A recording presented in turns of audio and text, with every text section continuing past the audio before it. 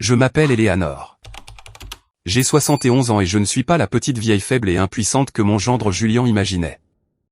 Je suis la femme qui a bâti un empire pharmaceutique à partir de rien, avec intelligence, vision et une volonté qui n'a jamais fléchi devant quoi que ce soit ni qui que ce soit. Quand j'avais 24 ans, je travaillais comme assistante dans une petite pharmacie du centre-ville. Je gagnais des cacahuètes, mais j'avais quelque chose que personne d'autre n'avait, j'observais. Je voyais comment les fournisseurs arnaquaient mon patron. Comment les prix augmentaient sans raison. Comment les gens avaient besoin de médicaments et ne pouvaient pas se les permettre. J'ai étudié la chimie pharmaceutique le soir pendant 6 ans tout en travaillant le jour. Sans l'aide de personne, mon mari m'a quitté quand Émilie avait 3 ans parce que, selon ses mots, j'étais « obsédé par mes études au lieu de prendre soin de ma maison ». Il m'a laissé sans un sou, avec une enfant en bas âge et un avenir incertain. Ce fut le meilleur cadeau que cet homme misérable aurait pu me faire. Son départ m'a libéré. J'ai travaillé double, triple poste. J'ai étudié dans les bus de ville, dans les salles d'attente, à tout moment libre. Émilie dormait dans l'arrière-boutique de la pharmacie pendant que je faisais l'inventaire jusqu'aux premières heures du matin. Nous mangions des sandwichs au beurre de cacahuètes et des nouilles instantanées presque tous les jours. Nous portions des vêtements de seconde main, mais jamais nous n'avons abandonné. Quand j'ai finalement obtenu mon diplôme, j'ai demandé un prêt que personne ne voulait me donner. J'ai frappé à 42 banques, 42 refus. À la porte 43, un vieux directeur de succursale m'a regardé dans les yeux et m'a dit « Vous avez du feu dans le regard. Je vais vous donner une chance. » Avec ce prêt, j'ai ouvert ma première pharmacie, juste une, petite, dans un quartier oublié. Mais j'avais quelque chose que les grandes chaînes comme CVS ou Walgreens n'avaient pas, je connaissais mes gens. Je savais ce dont ils avaient besoin, quand ils en avaient besoin, comment je pouvais les aider. J'offrais des plans de paiement, des consultations gratuites, la livraison à domicile pour les personnes âgées. En 3 ans, j'ai ouvert la deuxième. En 7, j'en avais 10. Aujourd'hui, 35 ans plus tard, ma chaîne compte 120 pharmacies dans 5 États, ses propres laboratoires, et une valeur dépassant les 80 millions de dollars. J'ai bâti tout cela seul, chaque décision, chaque risque, chaque sacrifice. Et je l'ai fait pour une seule raison, Émilie, ma fille, ma seule fille, pour qu'elle n'ait jamais à souffrir comme moi j'ai souffert. Pour qu'elle n'ait jamais à mendier des opportunités, pour qu'elle puisse étudier ce qu'elle voulait, voyager où elle rêvait, être qui elle choisissait d'être. Peut-être était-ce mon erreur. Peut-être l'ai-je tellement protégée qu'elle n'a jamais appris à reconnaître les prédateurs lorsqu'ils s'approchaient avec des sourires charmants. Julien est apparu il y a 2 ans lors d'un gala de charité. Grand, beau, vêtu d'un costume gris qui coûtait probablement plus qu'un salaire mensuel normal.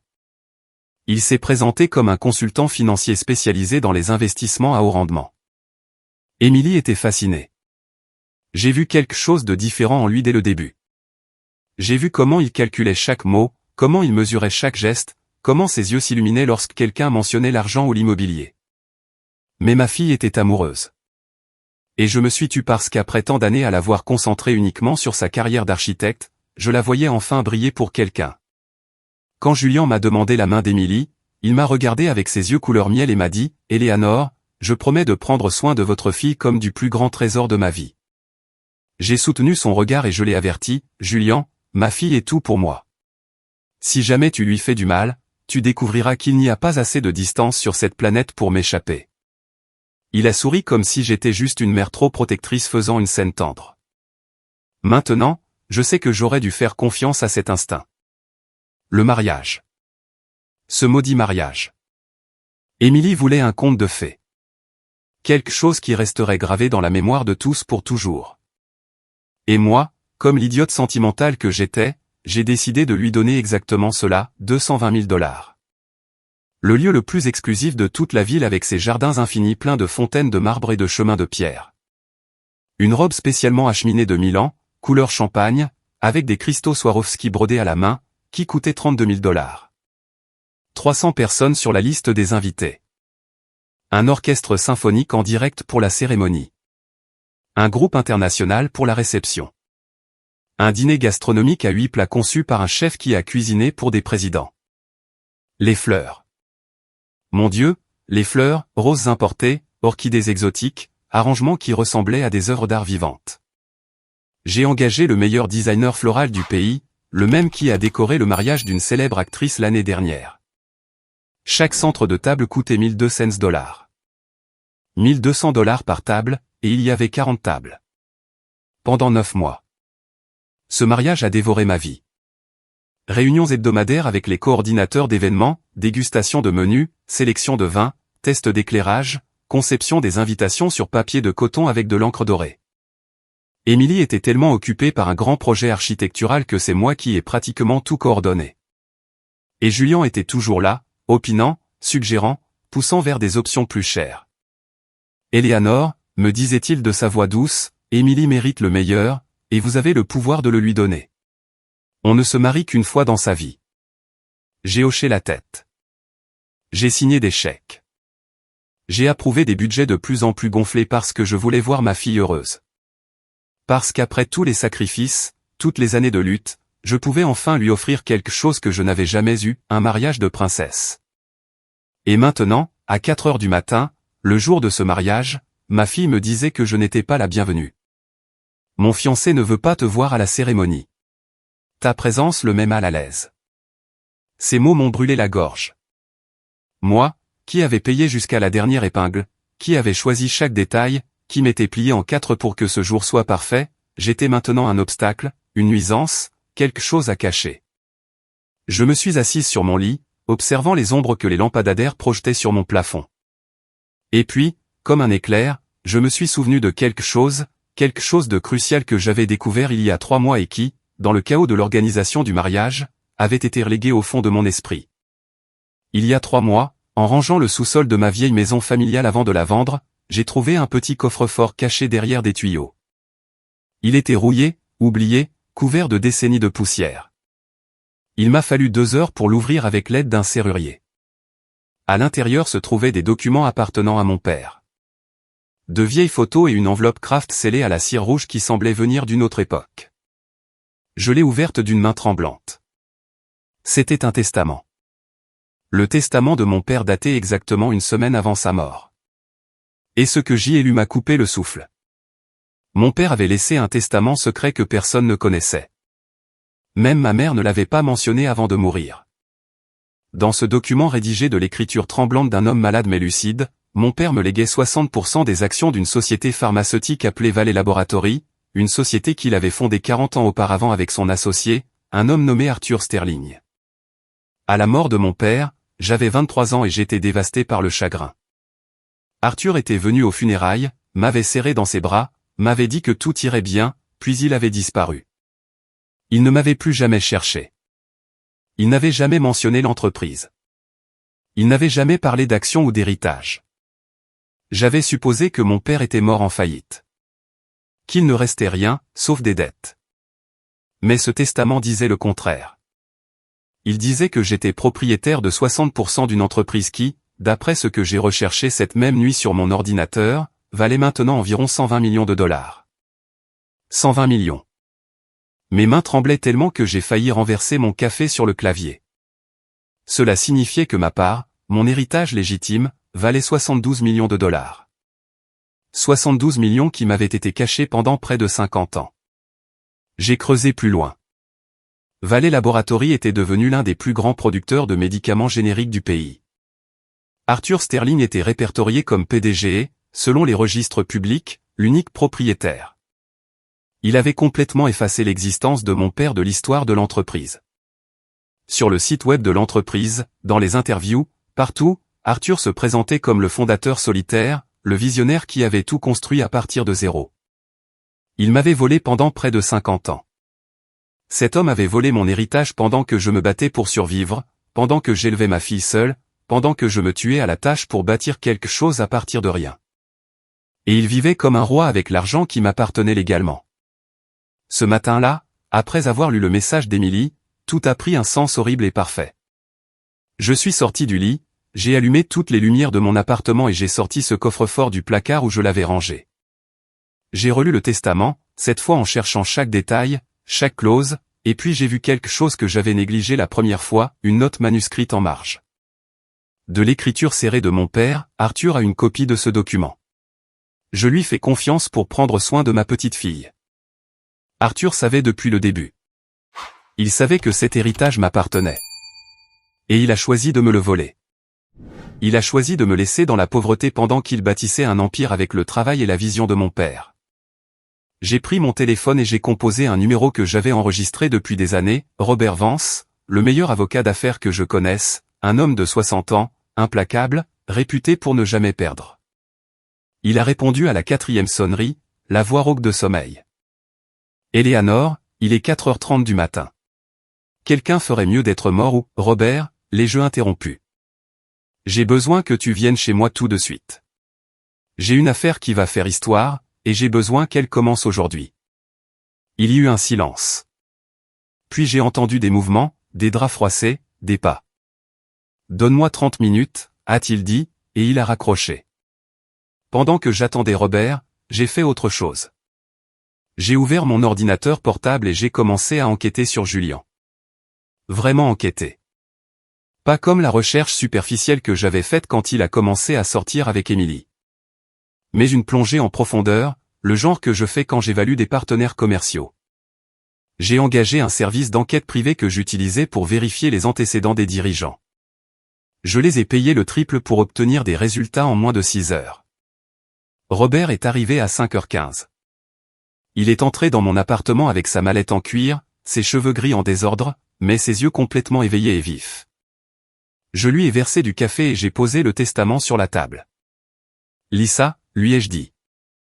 Il l'a fait en silence. J'ai regardé ses yeux s'écarquiller à chaque ligne. Quand il a eu fini, il a levé les yeux vers moi. Éléanore, c'est ça. C'est énorme. Si c'est légitime, et cela semble l'être, vous avez droit à une fortune. Nous pouvons poursuivre Arthur Sterling pour fraude, dissimulation d'actifs, enrichissement sans cause. Nous pouvons le détruire. Je ne veux pas le détruire tout de suite, ai-je dit calmement.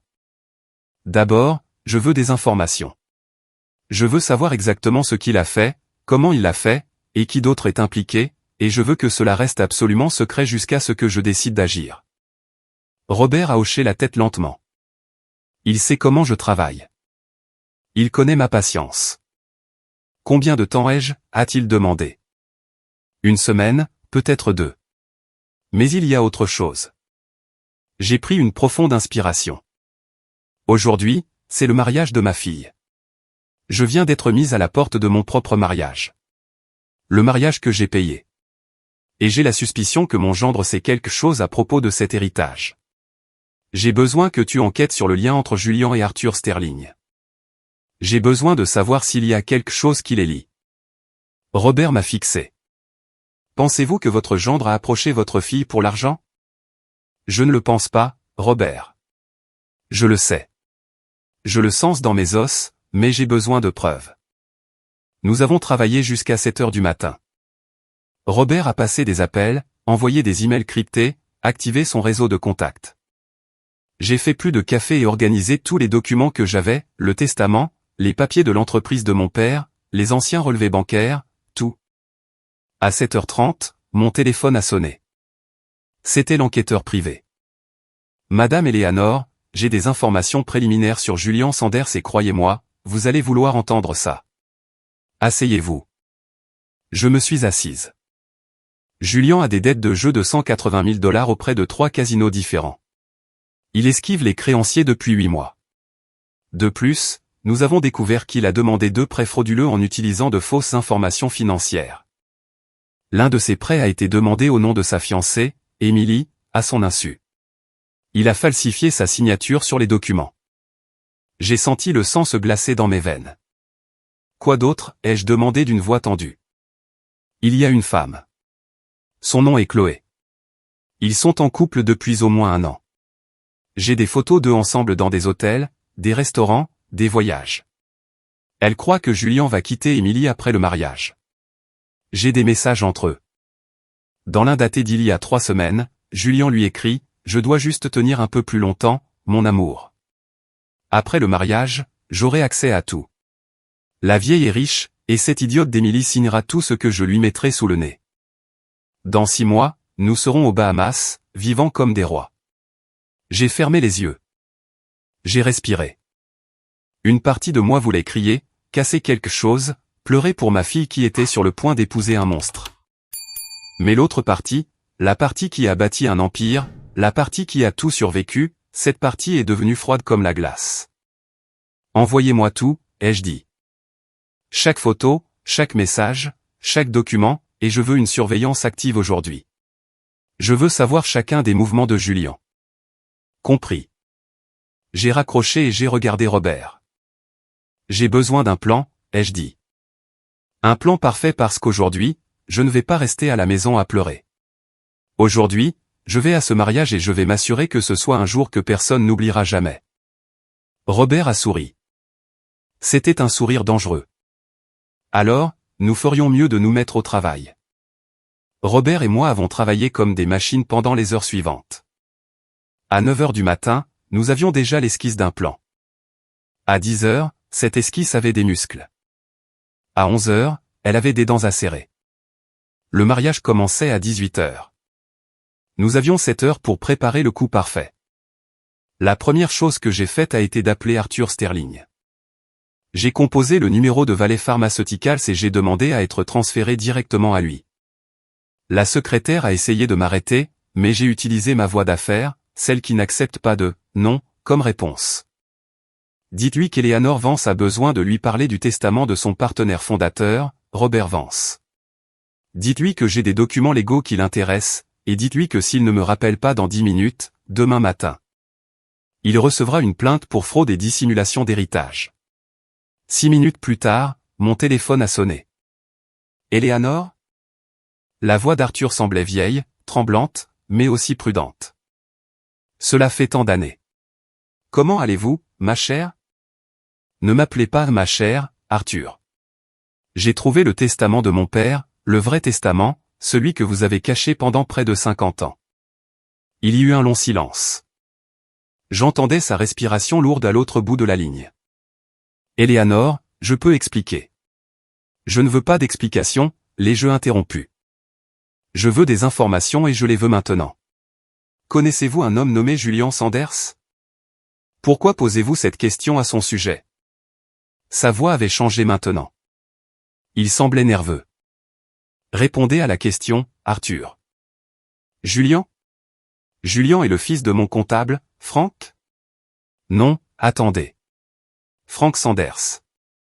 Il a travaillé pour moi pendant des années. Julian venait à l'entreprise quand il était enfant. Je le connais depuis qu'il a 12 ans. Mon cœur battait si fort que je pouvais l'entendre dans mes oreilles. Et quoi d'autre ? Quelle relation Julian a-t-il avec vous maintenant ?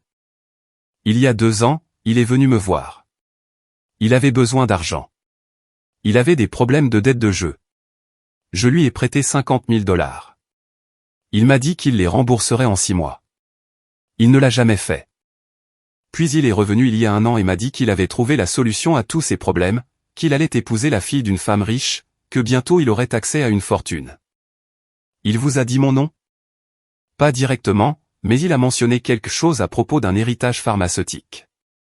Il a dit que sa future belle-mère ne savait pas qu'elle était propriétaire de millions. Et puis j'ai fait le rapprochement.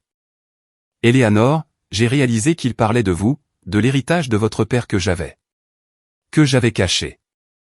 Et qu'avez-vous fait, Arthur ? Avez-vous parlé de mon héritage à ce parasite ? Je lui ai parlé des actions.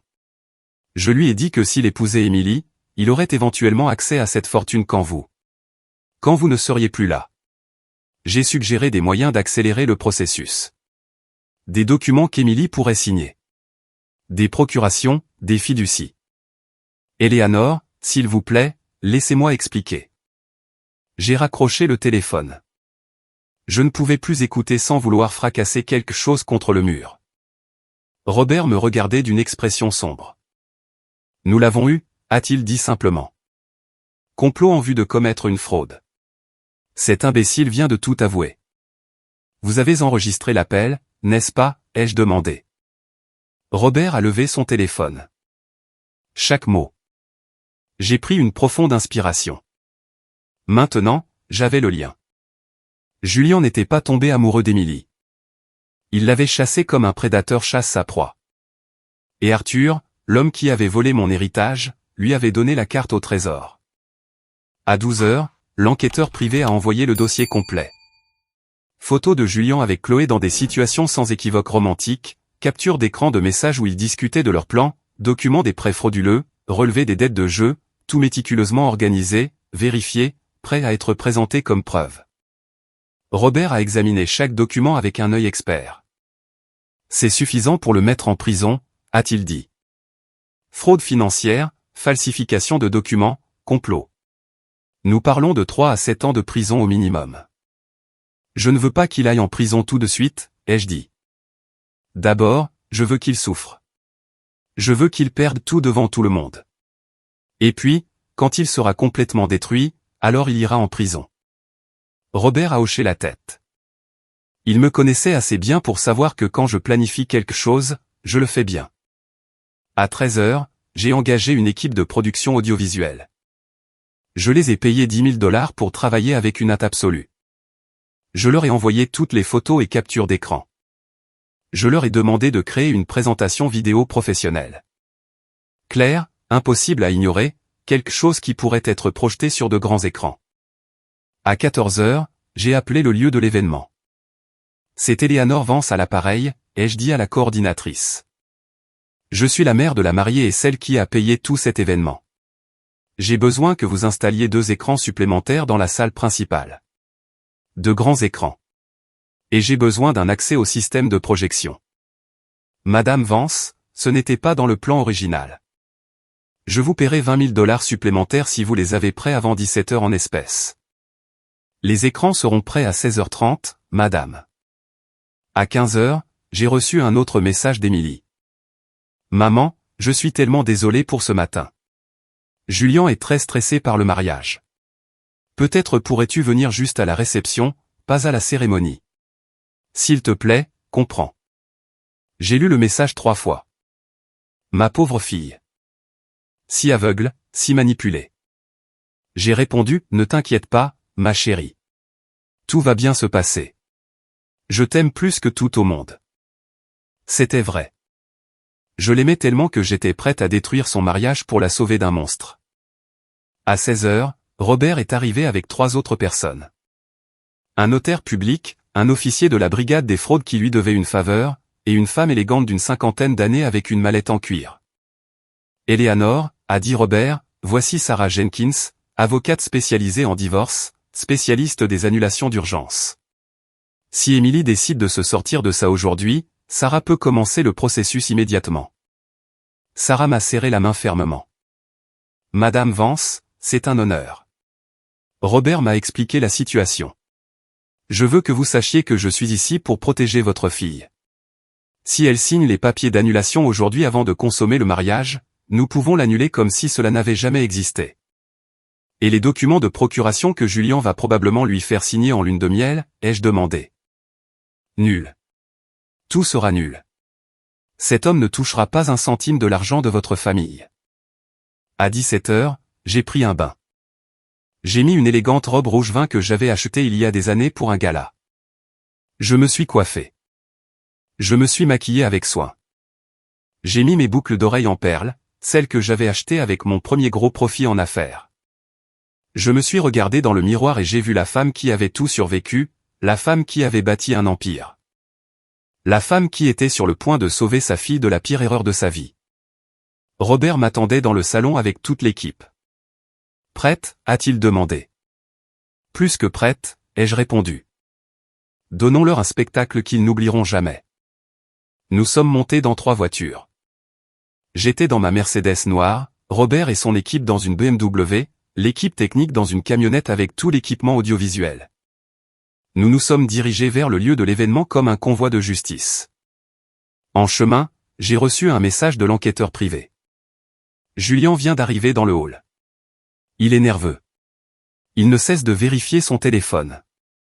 Chloé lui a envoyé un message il y a 10 minutes, « Tu es pratiquement un homme marié maintenant, mon amour. Quand est-ce qu'on part d'ici ?» Il a répondu, « Bientôt, bébé. » Très bientôt. J'ai souri.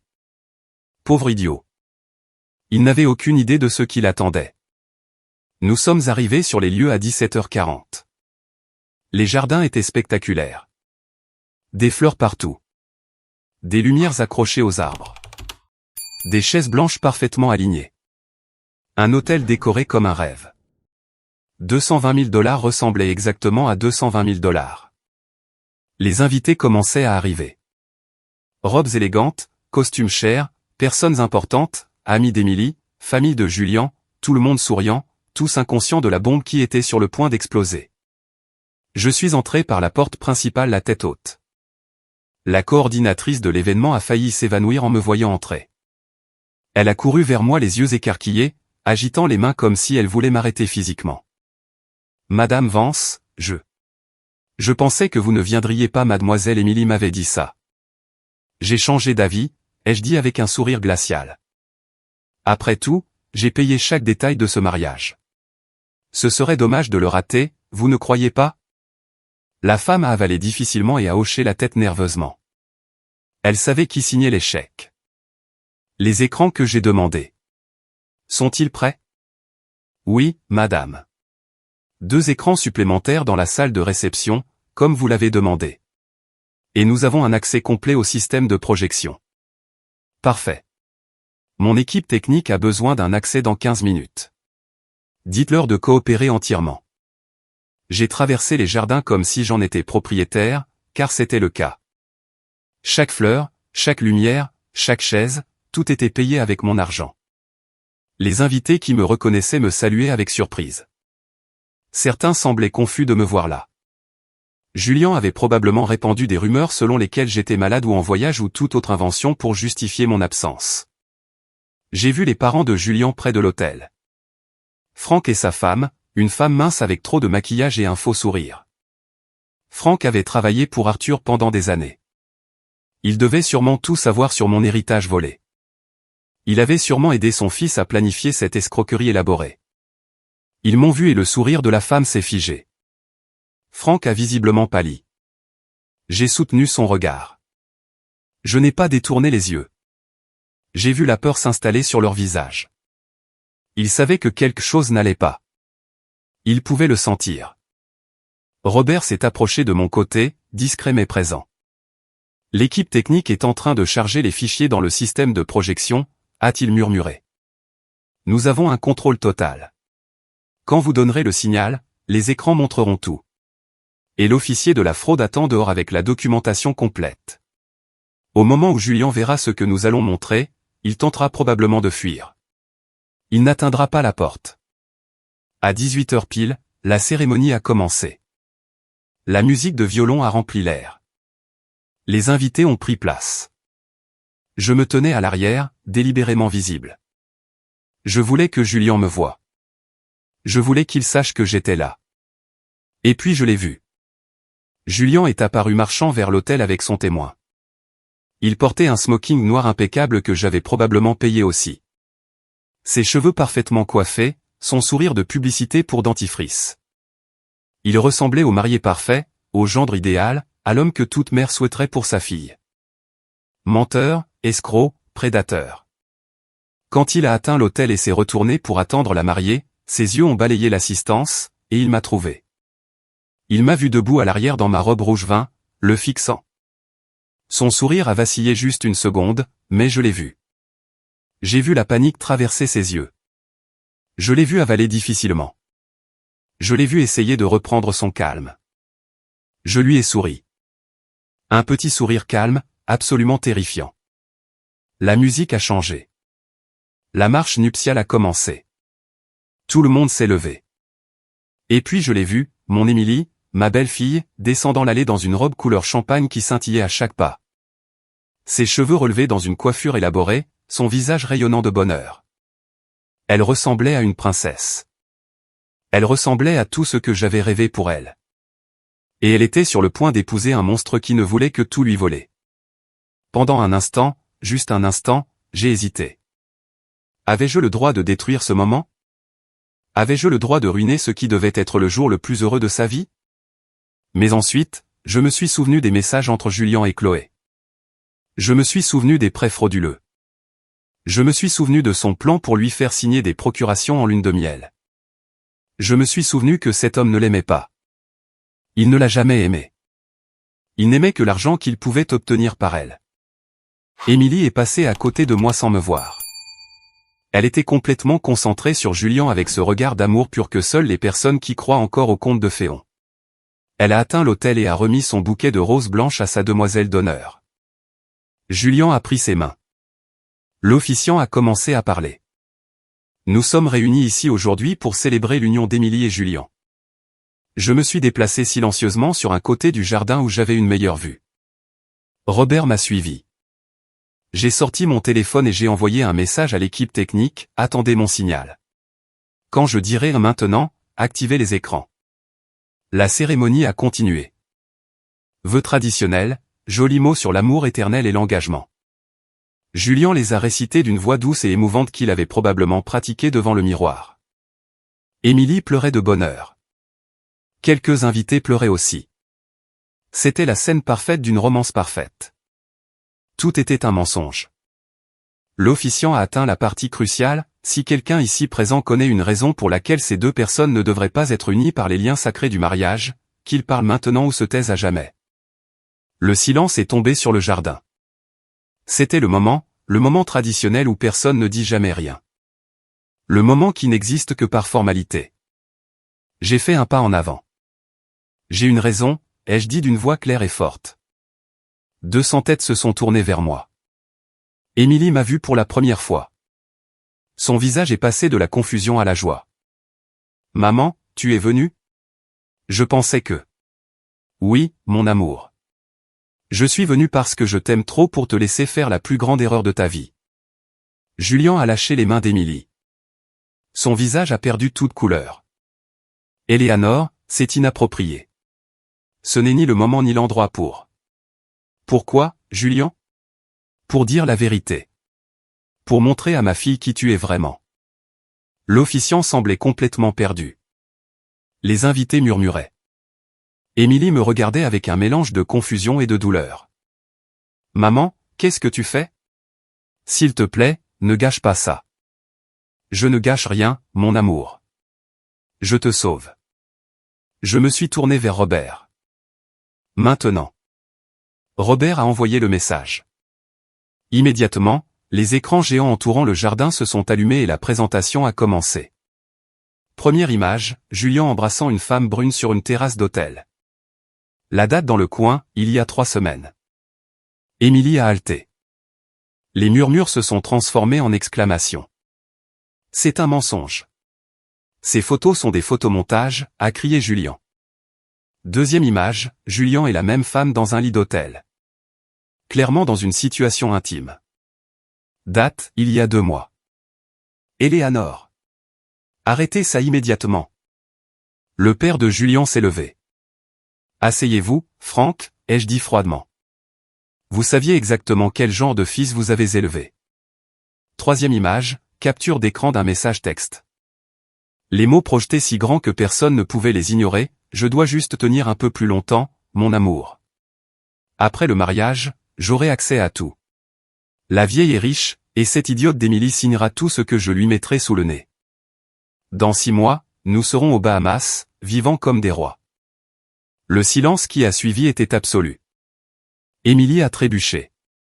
Sa demoiselle d'honneur a dû la soutenir. Non, ce n'est pas possible, a murmuré Émilie. Tout cela est une farce, a crié Julien. Éléanore invente tout parce qu'elle est jalouse de notre bonheur. Quatrième image, document de prêt. La signature d'Émilie sur des demandes qu'elle n'avait jamais vues. Des falsifications criminelles claires et évidentes. Ces prêts, ai-je dit, élevant la voix pour que tout le monde entende, ont été demandés en votre nom, Émilie, à votre insu et sans votre consentement. Julien a falsifié votre signature. Il a obtenu 200 000 $ en utilisant votre identité. C'est un crime fédéral. Cinquième image, relevé de dettes de jeu. Casino Royal, 120 000 $. Golden Palace, 35 000 $. Diamond Club, 25 000 $. Votre futur mari, ai-je poursuivi, doit 180 000 $ au casino. Il a des créanciers à ses trousses, et il prévoyait d'utiliser votre argent, l'argent de notre famille, pour payer ses dettes de jeu compulsifs. Julien a essayé de marcher vers les écrans comme s'il pouvait les éteindre physiquement. Arrêtez ça. Vous n'avez pas le droit. Robert s'est interposé avec 2 agents de sécurité qu'il avait engagés spécifiquement pour ce moment. J'ai tous les droits, ai-je dit, parce que j'ai payé pour ce mariage, chaque centime, et parce que j'ai autre chose à montrer. 6e image, un enregistrement audio converti en forme d'onde visuelle sur les écrans. J'ai appuyé sur lecture sur mon téléphone. La voix d'Arthur Sterling a rempli le jardin par les haut-parleurs. Julian est venu me voir il y a 1 an et m'a dit qu'il avait trouvé la solution à tous ses problèmes, qu'il allait épouser la fille d'une femme riche, que bientôt il aurait accès à une fortune. Je lui ai parlé des actions d'Eleanor. Je lui ai dit que s'il épousait Emily, il aurait éventuellement accès à cette fortune. J'ai suggéré des moyens d'accélérer le processus, des documents qu'Emily pourrait signer, des procurations, des fiducies. Le jardin a éclaté dans le chaos. Cris, halètements, gens qui se levaient. La mère de Julian s'est couvert la bouche de ses mains. Son père a essayé de s'enfuir, mais les agents de sécurité l'ont arrêté. Emily est tombée à genoux. Sa robe à 32 000 $ s'est froissée sur l'herbe. Elle pleurait d'une manière qui me brisait le cœur. J'ai couru vers elle, mais Julian est arrivé le premier. Emily, mon amour, écoute-moi. Rien de tout cela n'est vrai. Ta mère ment parce qu'elle n'a jamais approuvé notre mariage. Elle invente tout. Ne la touche pas, ai-je crié. N'ose pas toucher ma fille avec tes mains sales. Robert est apparu à mes côtés avec d'autres documents. Monsieur Sanders, a-t-il dit d'une voix officielle, j'ai ici des mandats d'arrêt pour fraude financière, falsification de documents et complot en vue de commettre une fraude.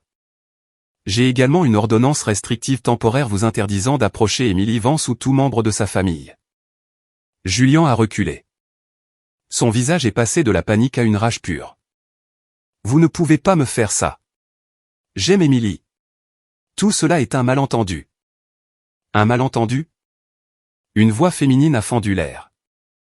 Nous nous sommes tous tournés. Une femme brune dans une robe rouge moulante marchait entre les rangées de chaises. Je l'ai reconnue immédiatement d'après les photos. Chloé, un malentendu, Julian, a-t-elle répété.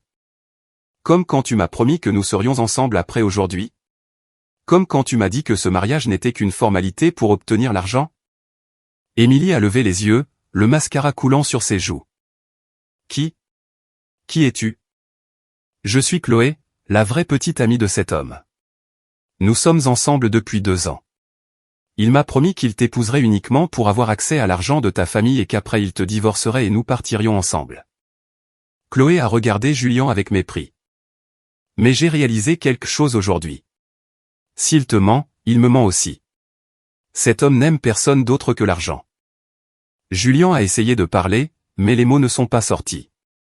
Il ressemblait à ce qu'il était, un escroc pris dans ses propres mensonges.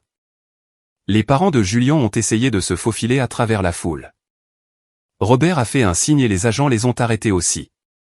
Frank Sanders, a dit Robert d'une voix forte.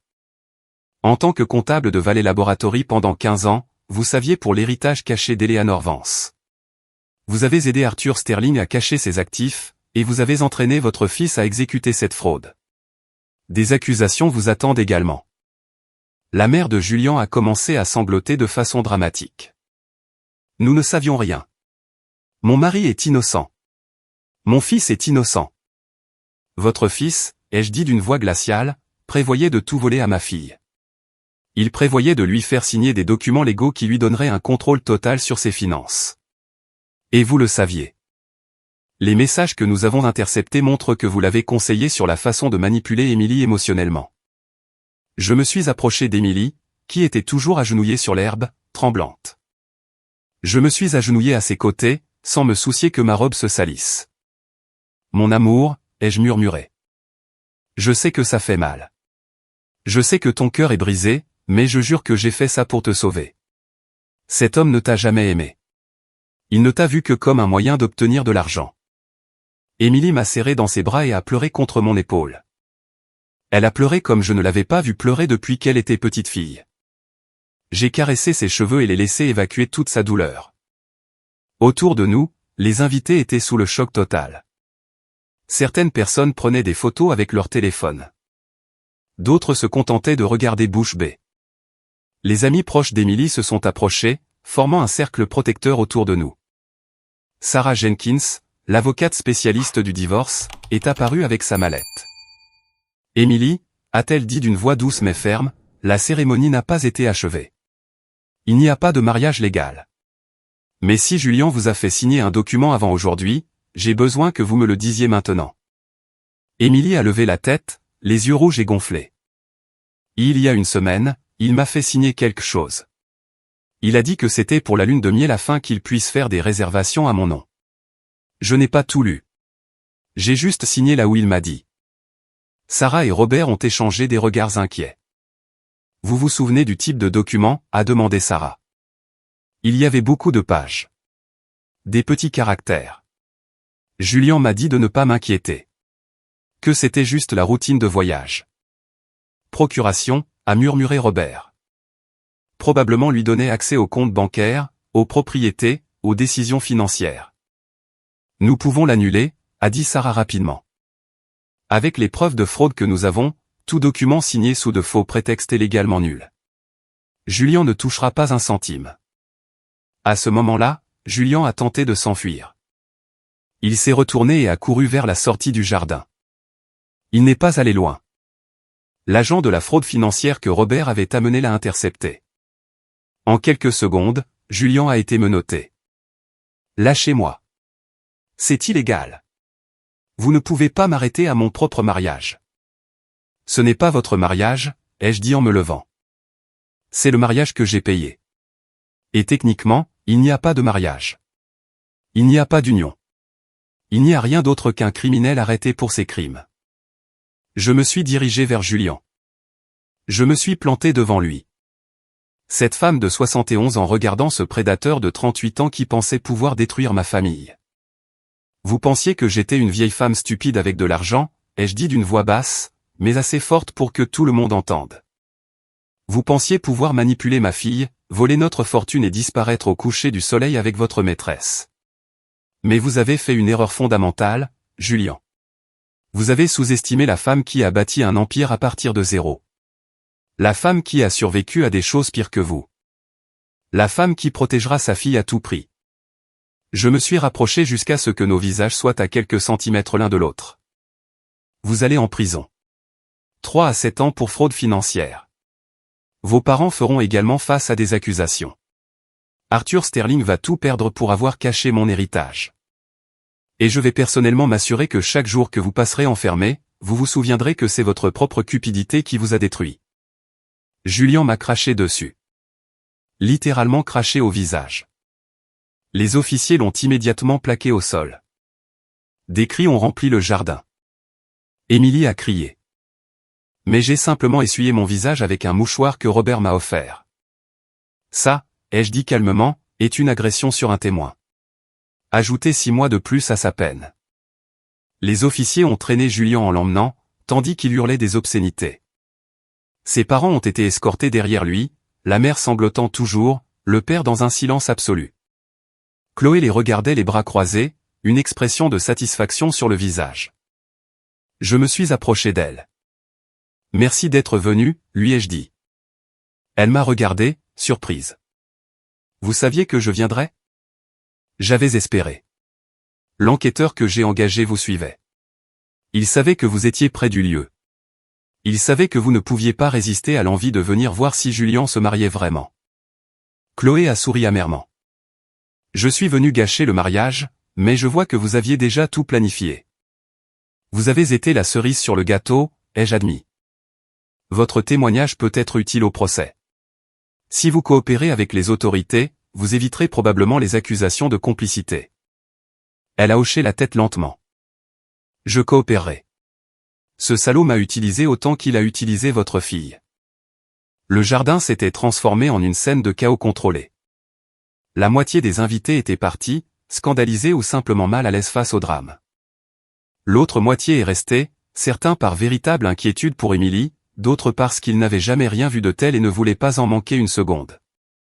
Les serveurs se tenaient toujours près des tables dans la salle de réception, ne sachant que faire du dîner à 8 plats que personne n'allait manger.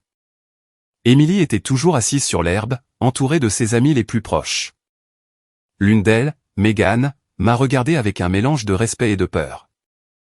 Madame Vance, a-t-elle dit doucement. Nous pensions toutes que vous étiez trop protectrice avec Émilie. Nous pensions toutes que Julien était parfait. Je suis tellement désolé. Nous aurions dû voir les signes. Ne vous excusez pas, ai-je répondu. Les prédateurs comme Julien sont experts pour cacher qui ils sont vraiment. Ils trompent tout le monde. C'est pourquoi ils sont si dangereux. Je me suis agenouillé à côté d'Émilie à nouveau. Son visage était détruit, mais il y avait quelque chose de différent dans ses yeux maintenant. Ce n'était plus seulement de la douleur. C'était aussi de la compréhension. Elle commençait à assimiler la vérité. Maman, a-t-elle murmuré. Quand as-tu su? Quand as-tu su que Julien était? Était ça? J'ai eu des soupçons dès le début, ai-je admis. Quelque chose chez lui ne m'a jamais semblé sincère, mais les soupçons ne sont pas des preuves. Alors, j'ai enquêté. Et quand j'ai trouvé le testament de ton grand-père il y a 3 mois, tout a commencé à prendre sens. J'ai découvert qu'il y avait un énorme héritage qui m'était caché et j'ai découvert que Julien le savait, que tout son plan était de t'épouser pour accéder à cet argent. Émilie a fermé les yeux. Je me sentais si aimée, a-t-elle murmuré. Chaque mot qu'il me disait, chaque geste romantique, chaque promesse. Tout était un mensonge. Tout n'est pas un mensonge dans ta vie, mon amour. Mon amour pour toi est réel. L'amour de tes amis est réel. Et maintenant tu es libre d'un homme qui t'aurait détruite. Robert s'est approché discrètement. Eleanor, Arthur Sterling vient d'arriver. Il est dehors et demande à vous parler. Il dit qu'il veut régler tout cela en privé. J'ai souri sans humour. Bien sûr, il veut régler ça en privé. Après 50 ans à me voler, maintenant il veut négocier. Dites-lui d'entrer, mais que ce soit ici, devant tout le monde. Plus de secrets. Plus de mensonges cachés. Quelques minutes plus tard, Arthur Sterling est entré dans le jardin. C'était un homme de près de 80 ans aux cheveux complètement blancs et à la canne en bois élégante. Il avait l'air riche, prospère, respectable, tout cela bâti sur l'argent qu'il m'avait volé. Les invités restants l'ont reconnu. Arthur Sterling était célèbre dans le monde pharmaceutique. Un magnate, un philanthrope, un homme qui aurait bâti son empire grâce à un travail acharné et une vision. Des mensonges. Tous des mensonges. Eleanor, a-t-il dit d'une voix tremblante. S'il vous plaît, parlons en privé. Nous n'avons pas besoin de faire ça devant. Devant des témoins complets. Bien sûr que nous avons besoin de témoins, Arthur, parce que vous avez opéré dans l'ombre pendant 50 ans. Il est temps que la vérité éclate. J'ai sorti une copie du testament de mon père de mon sac. Je l'ai tenu en l'air pour que tout le monde puisse la voir. Ce document, ai-je dit fort et clair, est le testament de mon père, Robert Vance, qui est fondateur de Valley Laboratory. Il y est écrit que mon père me lègue 60% des actions de la société. 60%. Cela fait de moi l'actionnaire majoritaire. Cela signifie que la société est légalement mienne. Des murmures de choc ont parcouru le jardin. Certains invités travaillaient dans l'industrie pharmaceutique. Ils savaient exactement ce que cela signifiait. Valley Laboratory, ai-je poursuivi, vaut environ 120 millions de dollars. Mais 60% équivalent à 72 millions. 72 millions que cet homme m'a cachés pendant près de 50 ans pendant que je me battais pour survivre. Pendant que j'élevais ma fille seule, pendant que je bâtissais ma propre entreprise à partir de zéro. Arthur a chancelé. Il s'est appuyé lourdement sur sa canne. Eleanor, je peux expliquer. Votre père et moi avions un accord verbal. Il voulait que je dirige la société. Je pensais que... Vous pensiez quoi? Que vous pouviez ignorer un testament légal parce que cela vous arrangeait? Que vous pouviez voler la fille de votre partenaire et appeler ça un accord verbal? J'ai construit cette entreprise. Je l'ai fait grandir. Votre père était malade. Il ne pouvait pas travailler. Mon père vous a confié son héritage. Il vous a confié le soin de sa fille. Et vous m'avez trahi de la pire des manières. Robert a fait un pas en avant avec d'autres documents. Monsieur Sterling, nous avons la preuve que vous avez délibérément caché ce testament. Nous avons l'enregistrement de votre confession téléphonique admettant que vous connaissiez l'héritage de Madame Vance. Et nous avons la preuve que vous avez conspiré avec Julian Sanders pour escroquer Emily Vance. C'est suffisant pour des accusations criminelles en plus de la poursuite civile. Le visage d'Arthur est devenu gris. Pendant un instant, j'ai cru qu'il allait avoir une crise cardiaque là, sur place. Quoi? Que voulez-vous, Éléanore? De l'argent? Je vous donnerai de l'argent. Je vous donnerai tout ce que vous demandez. Juste ne rendez pas cela public. Ma réputation, mon entreprise, ma famille. Votre famille? Ma voix est devenue glaciale. Êtes-vous inquiet pour votre famille maintenant? Où était cette préoccupation quand j'étais une mère célibataire qui se battait pour nourrir ma fille? Où était-elle quand je travaillais 18 heures par jour juste pour survivre? Où était-elle quand ma fille portait des vêtements de seconde main parce que je ne pouvais pas me permettre de lui en acheter de nouveaux? Des larmes coulaient sur mes joues maintenant. Des années de douleur, de lutte, de sacrifice, tout remontait à la surface. Vous avez volé mon avenir. Vous avez volé la sécurité que mon père voulait me donner. Vous avez volé 50 ans de vie sans souci financier. Et maintenant vous venez ici, inquiet pour votre réputation. Émilie s'est levée lentement. Elle s'est dirigée vers moi et m'a pris la main. Maman, a-t-elle dit doucement. Qu'est-ce que tu vas faire? Je l'ai regardée. Ma belle-fille. La raison pour laquelle je m'étais battu si fort. La raison pour laquelle j'avais tout survécu. Je vais faire ce qui est juste, ai-je dit. Je me suis tourné vers Arthur. Vous avez deux options. Option 1, transférer immédiatement les 60% des actions qui m'appartiennent légalement, plus 50 ans de dividendes accumulés avec intérêt. Nous calculons que cela représente environ 95 millions de dollars. Vous démissionnerez également de votre poste de PDG et n'aurez plus jamais rien à voir avec l'entreprise. Arthur a ouvert la bouche pour protester. Mais j'ai continué, option 2, je vous poursuis pour fraude, dissimulation d'actifs, enrichissement sans cause et complot. Le procès sera public. Les médias couvriront chaque détail. Votre nom sera détruit. Votre famille sera ruinée, et vous perdrez quand même l'entreprise, mais sans aucun accord favorable. Vous finirez en prison à 80 ans. Le silence qui a suivi fut absolu. Tous les regards étaient tournés vers Arthur, le grand Arthur Sterling, le respecté magnate pharmaceutique, réduit à un vieil homme tremblant, piégé dans ses propres mensonges. Vous avez 24 heures pour décider, ai-je ajouté. Robert a tous les documents prêts. Signez demain à 18 heures où nous nous verrons au tribunal. Arthur m'a regardé les yeux pleins de larmes. Il n'était plus l'homme d'affaires puissant. Il n'était qu'un vieil homme effrayé qui savait qu'il avait perdu. Je signerai, a-t-il murmuré. Je signerai demain. Sage décision. Arthur s'est retourné pour partir. Mais je me suis approché de lui une dernière fois. Une dernière chose, ai-je dit doucement, juste pour qu'il puisse l'entendre. Mon père vous considérait comme son meilleur ami. Il vous a fait confiance en tout, et vous l'avez trahi. J'espère que chaque centime que vous dépenserez de l'argent qu'il vous reste vous rappellera l'amitié que vous avez détruite et la famille que vous avez ruinée. Arthur a quitté le jardin comme un homme vaincu.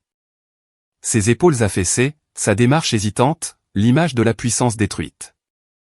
Je me suis tourné vers les invités restants. Environ 50 personnes étaient encore là, témoins de tout. Je sais que ce n'était pas l'événement que vous attendiez, ai-je dit. Je sais que vous êtes venus célébrer un mariage et qu'à la place vous avez été témoin de cela. Mais je ne regrette rien. J'ai protégé ma fille de la pire erreur de sa vie, et j'ai récupéré ce qui m'appartenait légalement. Si cela vous fait me considérer comme une méchante, je l'accepte. L'une des invitées, une femme âgée aux cheveux argentés, a commencé à applaudir. Puis une autre et une autre. Bientôt, presque tous les restants applaudissaient. Vous avez fait ce qu'il fallait, a crié quelqu'un.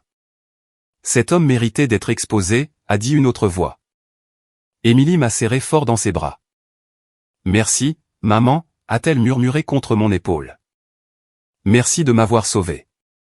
La coordinatrice de l'événement s'est approchée timidement, l'expression de la confusion absolue sur son visage. Madame Vance, que faisons-nous avec? Avec tout? Elle a fait un geste ample vers la salle de réception où les tables étaient parfaitement décorées, la nourriture préparée, l'orchestre en attente, le dîner, la musique, les fleurs. J'ai regardé autour de moi. $220 000 de décoration, de nourriture et de divertissement que personne n'allait apprécier. Pendant un instant, j'ai senti le poids de l'argent gaspillé, mais ensuite j'ai eu une meilleure idée. Combien de personnes sont encore là, ai-je demandé. La coordinatrice a compté rapidement. Environ 60, madame. Parfait. Dites-leur que tout le monde est invité à rester. Mangez, buvez, profitez de la musique. Je ne laisserai pas toute cette beauté se gaspiller. Et appelez un foyer pour femmes dans la ville, celui de Main Street. Dites-leur d'envoyer des bus. Invitez tous les résidents et le personnel à venir ici ce soir. Laissez-les profiter d'un dîner qu'ils n'oublieront jamais. La coordinatrice a cligné des yeux de surprise. Êtes-vous sûre, madame? Absolument. Ce soir devait être une célébration. Alors, célébrons. Célébrons la vérité, la justice et les femmes qui se sauvent des mauvais hommes. Émilie m'a regardé avec de nouvelles larmes dans les yeux. Mais cette fois, elles étaient différentes. C'étaient des larmes de gratitude, de soulagement, d'amour. Maman, tu es incroyable, a-t-elle murmuré. 1 heure plus tard, la salle s'était transformée. Les 60 personnes qui étaient restées occupaient quelques tables, parlant à voix basse de ce dont elles venaient d'être témoins. Et puis les bus du foyer sont arrivés.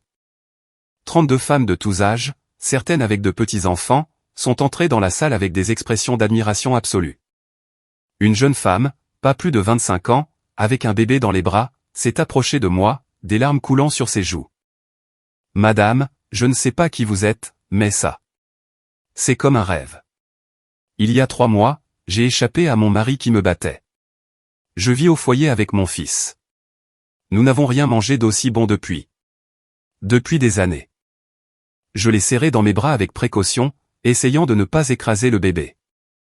Profitez de chaque bouchée, ma chère. Et rappelez-vous, vous êtes plus forte que vous ne le pensez. Si j'ai pu survivre et prospérer, vous le pouvez aussi. Émilie m'a rejointe, toujours dans sa robe de mariée, et a commencé à parler aux femmes du foyer. Elle leur a raconté son histoire, ce qui venait de se passer, comment sa mère l'avait sauvée d'un mariage désastreux. Les femmes l'ont écoutée, fascinées, certaines hochant la tête avec compréhension, reconnaissant des schémas de manipulation et d'abus qu'elles avaient elles-mêmes vécus. L'orchestre a commencé à jouer, non pas de la musique de mariage, mais quelque chose d'entraînant, de festif, de libérateur. Certaines femmes du foyer ont commencé à danser avec leurs enfants. Les invités originaux se sont mêlés à elles, partageant des histoires, offrant des mots d'encouragement. Robert s'est assis à côté de moi à l'une des tables principales. Vous avez transformé un désastre en quelque chose de magnifique, a-t-il dit avec un sourire sincère. Cela demande une force particulière. J'ai appris il y a longtemps que nous pouvons choisir comment nous réagissons aux tragédies, ai-je répondu. Je pourrais pleurer sur l'argent perdu et le mariage ruiné, ou je pourrais faire quelque chose de significatif avec tout ça. Et demain, a-t-il demandé, quand Arthur viendra signer les documents? Demain, je reprendrai ce qui m'appartient, et ensuite je déciderai quoi faire de cette entreprise. Peut-être la vendre. Peut-être la garder et l'utiliser pour faire quelque chose de bien.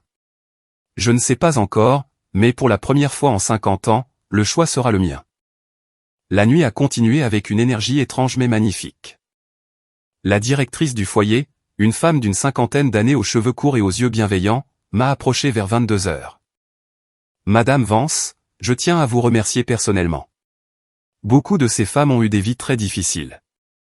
Ce soir, ne serait-ce que pour quelques heures, elles se sentent comme des princesses. Vous leur donnez de l'espoir. De quoi le foyer a-t-il besoin, ai-je demandé directement. Argent, ressources, espace. Elle a semblé surprise par la question directe. De tout ce qui précède.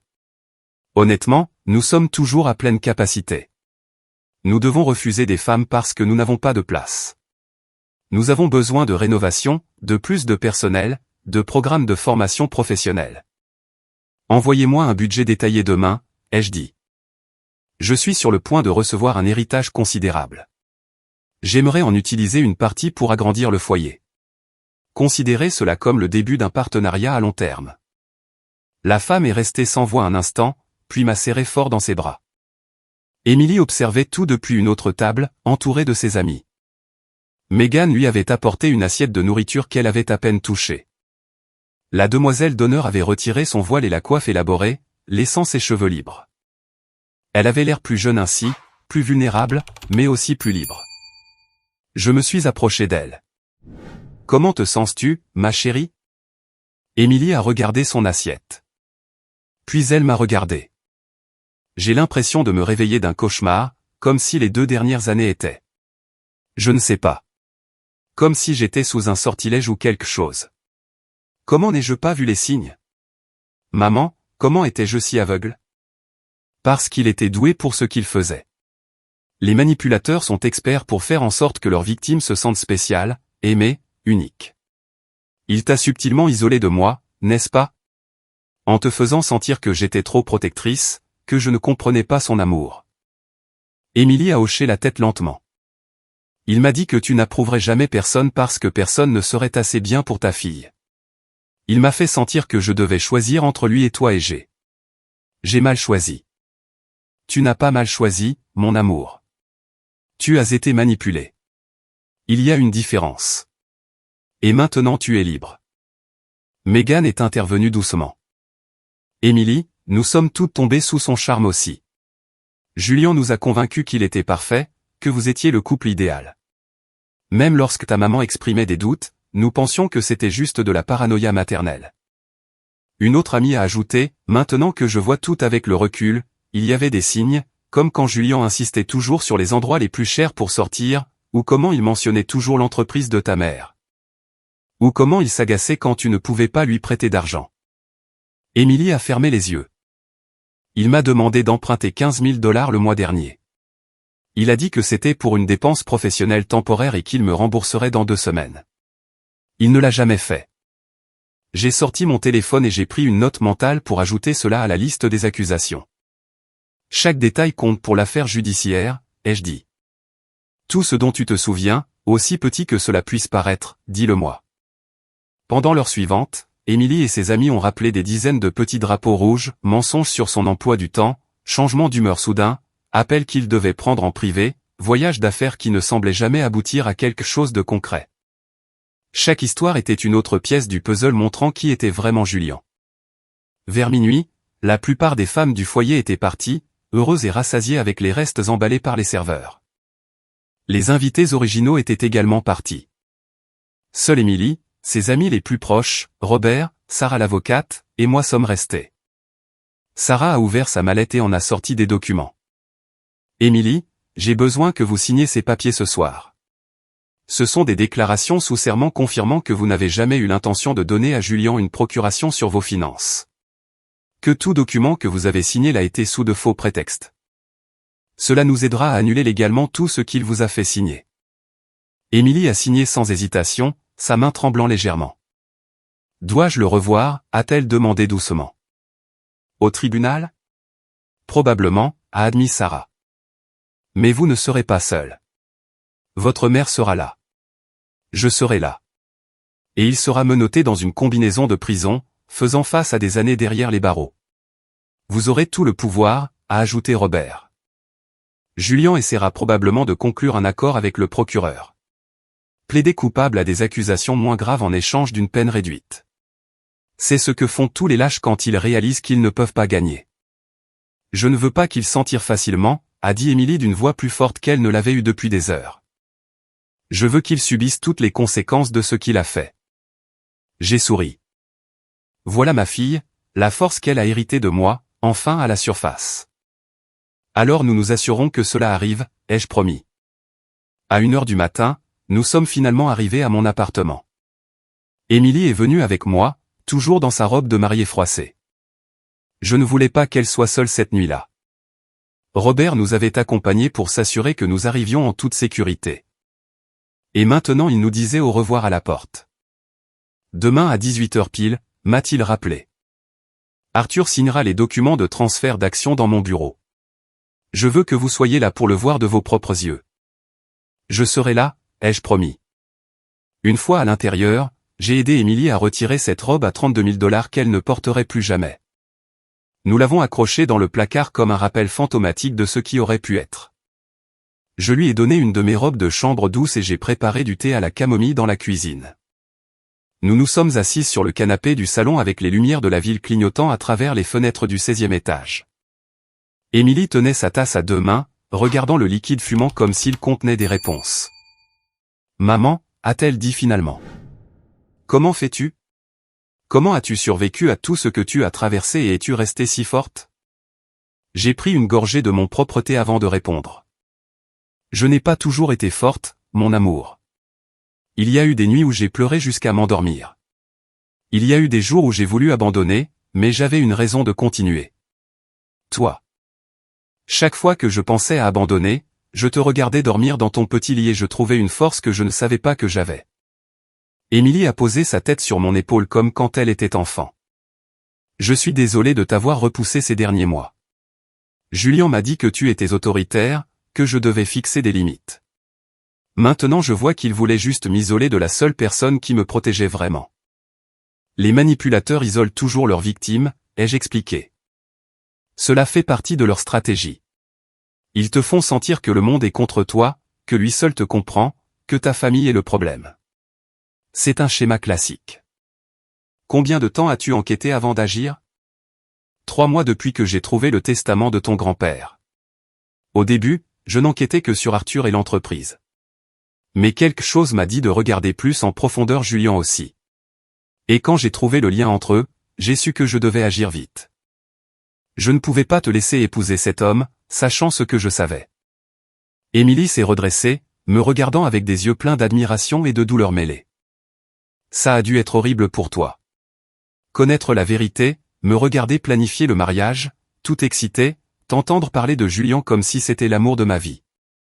Ce fut l'une des choses les plus difficiles que j'ai jamais faites, ai-je admis. Chaque jour, je voulais te crier la vérité. Mais j'avais besoin de preuves solides. J'avais besoin de preuves que tu ne pouvais pas nier, parce que si je te l'avais dit sans preuve, Julien t'aurait convaincu que je mentais et il t'aurait éloigné de moi pour toujours. Tu avais raison. Je l'aurais probablement défendu. Je t'aurais probablement dit des choses horribles. Émilie a recommencé à pleurer. Je suis si stupide. Tu n'es pas stupide. Tu es humaine. Tu es une jeune femme qui voulait l'amour et une famille. Il n'y a rien de stupide là-dedans.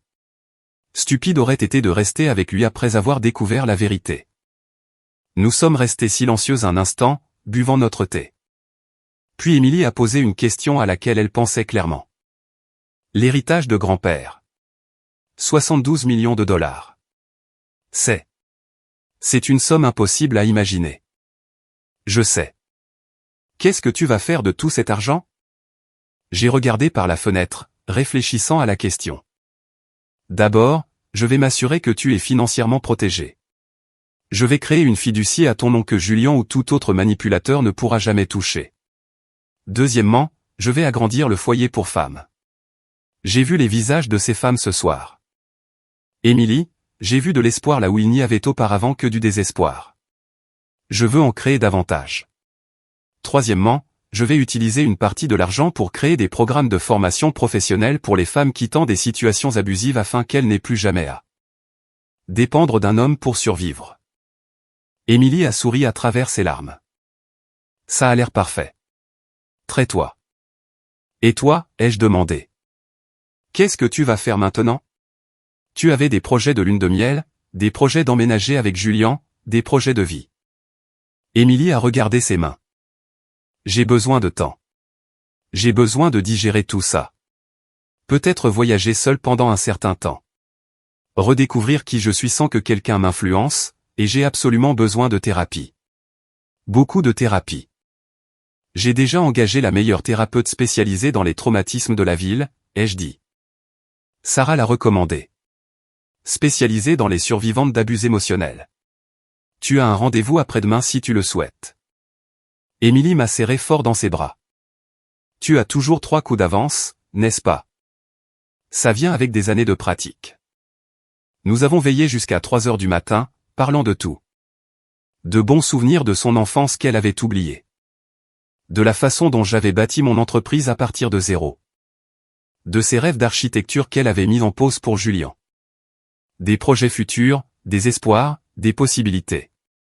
Finalement, Émilie s'est endormie sur le canapé, épuisée émotionnellement et physiquement. Je l'ai couverte d'une douce couverture et l'ai regardée un instant, ma fille, ma raison d'être, en sécurité maintenant, protégée. Je suis allé dans ma chambre, mais je n'ai pas pu dormir. Mon esprit traitait encore tout ce qui s'était passé. En moins de 24 heures, j'avais détruit un mariage, exposé un escroc, récupéré un héritage volé et sauvé ma fille du désastre. C'était épuisant rien que d'y penser. À 5 heures du matin, j'ai renoncé à dormir et j'ai fait du café. Je me suis assise à mon bureau et j'ai commencé à examiner les documents que Robert m'avait envoyés par email. Les papiers de transfert d'actions, les calculs de dividendes accumulés, les conditions de la démission d'Arthur de son poste de PDG. Tout était là, méticuleusement préparé. Dans quelques heures, 50 ans d'injustice seraient corrigés. À 8 heures du matin, Émilie s'est réveillée. Nous avons pris le petit déjeuner ensemble dans un silence confortable, toast, œufs brouillés, jus d'orange. Des choses simples, des choses normales. Après le chaos d'hier, la normalité semblait un luxe. « Vas-tu à la signature ?» lui ai-je demandé. Émilie y a réfléchi un instant, puis a hoché la tête. « Je veux être là. Je veux voir l'homme qui a conspiré pour me voler. Je veux le regarder dans les yeux et lui faire savoir que je n'ai pas peur de lui. C'est ma fille. » À 17h30, nous sommes arrivés au bureau de Robert. C'était un élégant bâtiment d'entreprise du centre-ville, tout en verre et en acier. La salle de conférence au 20e étage offrait une vue panoramique sur toute la ville. Arthur était déjà là, assis sur une chaise avec son avocat à ses côtés. Il semblait avoir vieilli de 10 ans en une seule journée. Robert était à la tête de la table avec des piles de documents parfaitement organisés. Un notaire public attendait dans le coin. Tout était officiel, légal, irréversible. « Madame Vance », a dit l'avocat d'Arthur d'un ton condescendant, « mon client est prêt à transférer les actions comme convenu, mais demande que cela reste privé, qu'il n'y ait pas de déclaration publique, pas de poursuite supplémentaire. » Non, non, les jeux interrompus. Ce n'étaient pas les termes. Les termes étaient simples, transfert total des actions et des dividendes accumulés ou procès public. Il n'y a pas de négociation. Arthur a finalement parlé, sa voix brisée. « Éléanore, s'il vous plaît, pensez à ma famille. Mon petit-fils est sur le point d'obtenir son diplôme universitaire. Ma fille se marie l'année prochaine. Si cela devient public, cela détruira aussi leur vie. » Je me suis assise en face de lui, le regardant directement dans les yeux. « Arthur, quand mon père est mort et que vous m'avez laissé démuni, avez-vous pensé à ma famille? Avez-vous pensé à la petite fille qui devrait grandir sans père et sans l'avenir qu'il voulait lui donner? Y avez-vous pensé quand vous bâtissiez votre empire avec de l'argent volé? » Arthur a baissé les yeux. « Je suis désolé, » a-t-il murmuré. « Je suis vraiment désolé. Vos excuses arrivent 50 ans trop tard. » J'ai montré les documents du doigt. Signé. Maintenant. Arthur a pris le stylo d'une main tremblante. Page après page, il a signé son nom. Chaque signature était une reconnaissance de sa culpabilité. Chaque paraphe était un aveu de 50 ans de fraude. Le notaire a certifié méticuleusement chaque document. L'avocat d'Arthur a tout examiné avec une expression sombre, sachant que son client avait complètement perdu. Quand il a signé le dernier document, Robert a rassemblé tous les papiers et les a placés dans un dossier en cuir. « Effectivement », a dit Robert. À partir de ce moment, Éléanore Vance est propriétaire de 60% de Valley Laboratory. Les 95 millions de dollars en actions et dividendes accumulés seront transférés sur son compte dans les 72 heures. Vous, Monsieur Sterling, démissionnez de votre poste de PDG et n'aurez plus aucune implication dans les décisions de l'entreprise à partir de maintenant. Arthur s'est levé lentement, s'appuyant sur sa canne. Il m'a regardé une dernière fois. J'espère que l'argent vous rendra heureuse, Éléanore. Il ne s'agit pas de bonheur, Arthur. Il s'agit de justice. Il s'agit de récupérer ce que mon père voulait que j'aie. Il s'agit de s'assurer que des hommes comme vous et comme Julien ne gagnent pas. Arthur a quitté le bureau sans un mot de plus. Son avocat le suivait à la hâte. La porte s'est refermée derrière eux et pendant un instant personne n'a parlé. Puis Émilie a brisé le silence. « C'est fini ?» a-t-elle dit d'une voix pleine d'admiration. « C'est vraiment fini. »« Cette partie ? » ?»« Oui, ai-je dit. Mais maintenant quelque chose de nouveau commence. Robert a souri et a levé un verre de champagne qu'il avait préparé pour ce moment. À la justice, a-t-il trinqué.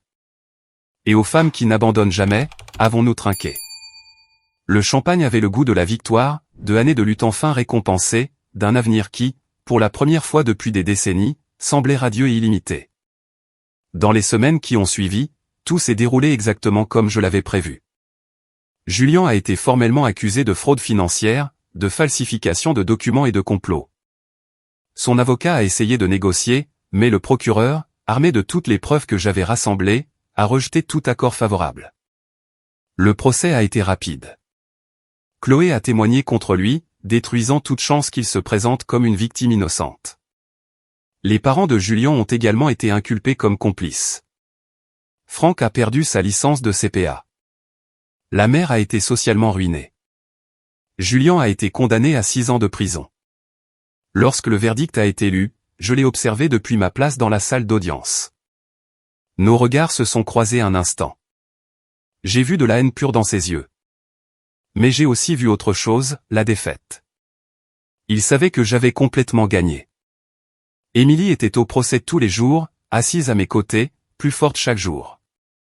Voir Julien me noter, voir son masque tomber complètement, voir le monstre exposé au monde, cela l'a aidé à guérir. Après le verdict, nous avons quitté le palais de justice ensemble. Les journalistes voulaient des interviews, des photos, des déclarations. Émilie leur a parlé d'une voix ferme et claire, cet homme m'a manipulé, m'a menti et a planifié de tout me voler. Mais ma mère m'a sauvé et maintenant je veux utiliser ma voix pour aider d'autres femmes à reconnaître les signes d'abus et de manipulation avant qu'il ne soit trop tard. J'étais si fier à ce moment-là. Je pensais que mon cœur allait exploser. Avec Valley Laboratory, j'ai pris une décision qui en a surpris beaucoup. Je n'ai pas vendu l'entreprise. Au lieu de cela, j'ai nommé une nouvelle PDG, une femme brillante de 40 ans ayant une expérience en produits pharmaceutiques éthiques. Ensemble, nous avons transformé l'entreprise. Nous avons baissé les prix des médicaments essentiels. Nous avons créé des programmes d'accès pour les communautés à faible revenu. Nous avons créé des fonds de recherche pour les maladies négligées que les grandes entreprises pharmaceutiques ignorent parce qu'elles ne sont pas rentables. J'ai transformé l'héritage terni de mon père en quelque chose qui le rendrait fier. Le foyer pour femmes a reçu un don de 10 millions de dollars. Avec cet argent, elles ont acheté un bâtiment plus grand, embauché du personnel supplémentaire, créé des programmes de formation professionnelle en technologie, en comptabilité et en métier. Les femmes passant par le foyer avaient désormais de véritables chemins vers l'indépendance financière. Elles n'avaient plus à choisir entre rester avec un agresseur ou vivre dans la rue. Émilie a pris 6 mois pour voyager seule. Elle est allée en Europe, en Asie, en Amérique du Sud. Elle a envoyé des photos de chaque ville, de chaque plage, de chaque montagne. Sur chaque image, elle avait l'air plus radieuse, plus libre, plus elle-même. À son retour, elle avait changé. Elle n'était plus la jeune femme naïve qui était tombée amoureuse d'un escroc. C'était une femme forte, consciente, prête à construire sa propre vie selon ses propres termes. Elle a repris sa carrière d'architecte avec une passion renouvelée. Son premier grand projet a été la conception de l'agrandissement du foyer pour femmes. Elle a créé des espaces sûrs mais aussi beaux, fonctionnels mais pleins d'espoir. Elle a remporté des prix pour se designer, plus important encore, elle a gagné confiance en elle. 1 an après le mariage qui n'a jamais eu lieu, Émilie et moi dînions dans mon appartement. Nous avions établi la tradition de dîner ensemble chaque dimanche. Rien d'élaboré, juste nous deux. Des plats faits maison. Des conversations honnêtes. Maman, a dit Émilie en coupant son poulet. Il y a quelque chose que je veux te dire. Qu'est-ce que c'est, ma chérie? J'ai rencontré quelqu'un. Mon cœur s'est arrêté une seconde. Toutes les peurs de mère protectrice sont revenues instantanément. Détends-toi, a dit Émilie, en riant, voyant mon expression. J'ai appris ma leçon. J'ai enquêté sur lui complètement avant même d'accepter un deuxième rendez-vous. Je sais que tu l'as probablement aussi enquêté. J'ai ri. Prise un peu. Caleb Mendes, 32 ans, architecte comme toi. Pas de dette, pas de casier judiciaire, bénévole dans une soupe populaire le samedi. Semble décent. Plus que décent, maman. Il est sincère. Il est gentil sans arrière-pensée. Il ne se soucie pas de mon argent parce qu'il a le sien. Et quand je lui ai raconté toute l'histoire de Julien, il n'a pas eu peur. Il s'est mis en colère pour moi. Il voulait me protéger. L'aimes-tu, ai-je demandé. Émilie y a réfléchi attentivement avant de répondre. C'est encore tôt pour ce mot. Mais il me plaît. Et ce qui est plus important? J'aime qui je suis quand je suis avec lui. Je me sens libre d'être moi-même. Je n'essaie pas de lui plaire ou de devenir ce qu'il veut, juste moi. C'est exactement comme ça que l'amour véritable devrait être, ai-je dit. 2 ans après ce matin-là, quand j'ai reçu ce message dévastateur, ma vie était méconnaissable, de la meilleure façon possible. Mon entreprise pharmaceutique continuait de prospérer. Le foyer pour femmes avait aidé plus de 300 femmes à échapper à des situations abusives et à commencer de nouvelles vies. Émilie était fiancée à Caleb, et cette fois j'étais sincèrement heureuse pour elle. Julien était toujours en prison, là où il devait être. Arthur était décédé 6 mois après avoir signé les documents. Une crise cardiaque. Certains disaient que c'était la honte qui l'avait tué. Je n'ai rien ressenti en apprenant sa mort. Ni satisfaction ni tristesse, juste de l'indifférence. Il n'avait plus de pouvoir sur moi. Un après-midi, j'étais dans mon bureau, examinant des propositions pour un nouveau programme de bourse médicale pour les étudiants à faible revenu, lorsque mon téléphone a sonné. C'était un numéro inconnu. Normalement, je ne réponds pas à ces appels, mais quelque chose m'a poussé à décrocher. Madame Vance? Une voix jeune et nerveuse. Oui, qui est-ce? Je m'appelle Chloé. Je ne sais pas si vous vous souvenez de moi. J'étais l'autre femme de Julien. Je suis restée silencieuse un instant, surprise. Je me souviens de vous. De quoi avez-vous besoin? Je voulais juste vous remercier d'avoir exposé Julien, de m'avoir montré qui il était vraiment. Après le procès, j'ai réalisé qu'il m'utilisait aussi. Il m'a promis un avenir qu'il n'avait jamais eu l'intention de réaliser. Et maintenant, je suis en thérapie, je travaille sur moi-même, je comprends pourquoi je suis tombée dans ces mensonges. J'ai vu aux nouvelles tout ce que vous faites pour les femmes victimes d'abus. Et je voulais juste vous dire merci. Vous avez sauvé votre fille. Mais d'une certaine manière, vous m'avez aussi sauvé. J'ai senti des larmes inattendues monter dans mes yeux. Chloé, nous méritons toute une deuxième chance. Nous méritons toutes d'apprendre de nos erreurs et de grandir. Je suis heureuse que vous trouviez votre chemin. Moi aussi, Madame Vance. Moi aussi. Quand j'ai raccroché le téléphone, je me suis tenu debout, regardant par la fenêtre de mon bureau. La ville s'étendait devant moi, pleine de vie, d'histoires, de femmes menant leur propre bataille. Et j'utilisais ma fortune retrouvée, ma deuxième chance, pour les aider à gagner. À 73 ans, j'ai finalement compris quelque chose de fondamental. La vengeance ne consiste pas à détruire ceux qui vous ont fait du mal. Elle consiste à bâtir quelque chose de si beau et de si significatif avec votre vie que leur trahison ne devient rien de plus qu'une note de bas de page dans votre histoire. Julien voulait me voler. Arthur m'a volé pendant 50 ans, mais au final, aucun d'eux n'a pu voler ce qui importait vraiment, ma force, ma dignité, ma capacité à aimer et à protéger ma fille, et ma volonté de rendre le monde meilleur. Ce matin-là, quand j'ai lu ce message cruel, j'aurais pu abandonner. J'aurais pu accepter l'humiliation. J'aurais pu pleurer en silence et laisser les hommes méchants gagner. Mais je ne l'ai pas fait, parce que je suis Eleanor Vance et les femmes comme moi n'abandonnent pas. Nous nous battons, nous gagnons. Et ensuite, nous utilisons notre victoire pour aider les autres à faire de même.